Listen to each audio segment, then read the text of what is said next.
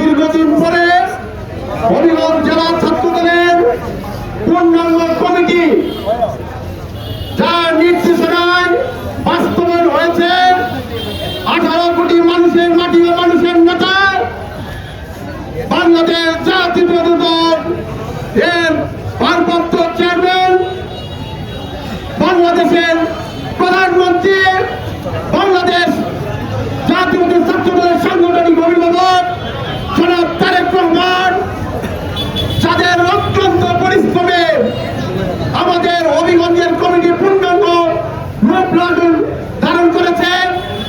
বাংলাদেশ জাতীয়তাবাদী ছাত্রদলের বিপ্লবী সভাপতি রাকিবুল ইসলাম রাকিব, বিপ্লবী সাধারণ সম্পাদক নাসির উদ্দিন নাসির সহ যারা আমাদের কমিটিকে বিভিন্নভাবে আন্দোলন সংগ্রামে সহায়তা করেছেন, আমাদের কমিটিকে অনুমোদন দিয়েছেন, তাদেরকে বাংলাদেশ জাতীয় ছাত্রদল হবিগঞ্জ জেলা শাখার পক্ষ থেকে ধন্যবাদ, কৃতজ্ঞতা জানাচ্ছি। আজকের এই আনন্দ মিছিলে উপস্থিত আছেন হবিগঞ্জ জেলা শাখার বিপ্লবী সাধারণ সম্পাদক জিল্লুর রহমান, উপস্থিত আছেন নবগঠিত পূর্ণাঙ্গ কমিটির সহসভাপতিবৃন্দ, যুগ্ম সাধারণ সম্পাদকবৃন্দ, সাধারণ সম্পাদকবৃন্দ, সাংগঠনিক সম্পাদকবৃন্দ, বিভিন্ন সম্পাদকবৃন্দ সহ বিভিন্ন ইউনিটের নেতৃবৃন্দকে আমি আমার সংগঠন বাংলাদেশ জাতীয়তাবাদী ছাত্রদল হবিগঞ্জ জেলা শাখার পক্ষ থেকে ধন্যবাদ, কৃতজ্ঞতা জানাচ্ছি। বক্তব্য দেওয়ার নাই, আজকে যারা পরিশ্রম করেছেন তাদেরকেও আবারও ধন্যবাদ জানাই।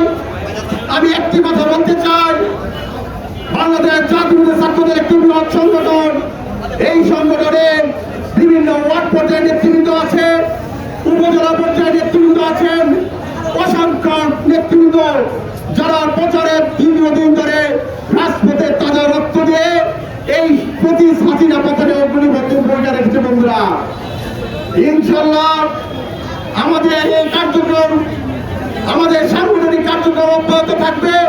পাশাপাশি বিভিন্ন ইউনিট কমিটি করার ক্ষেত্রে আমাদের কেন্দ্রীয় নির্বাহী কমিটি যে ধরনের নির্দেশনা দেবে সেই নির্দেশনা বাস্তবায়ন করব।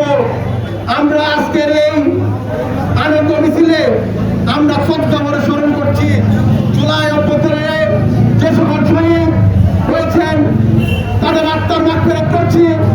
যারা রক্ত দিয়েছেন, বিভিন্নভাবে এখনো এই 70 বছরের আন্দোলনে অসুস্থতা হয়ে রয়েছে, তাদের আরোগ্য কামনা করছি। এবং পরিশেষে আমাদের গণতন্ত্রের মা যিনি ছিলেন, এই আন্দোলন সংগ্রামে দীর্ঘদিন ধরে সামনে সারি থেকে তিনি অগ্রণী ভূমিকা পালন করেছিলেন। বিএনপির চেয়ারপারসন, সাবেক চেয়ারপারসন বরহুমা দেশনেত্রী বেগম খালেদা জিয়ার আত্মার মাগফিরাত, শহীদ জিয়ার আত্মার মাগফিরাত এবং আরাফাত রহমান কুকু ভাইয়ের আত্মার মাগফিরাত কামনা করে সবাইকে আবারও ধন্যবাদ।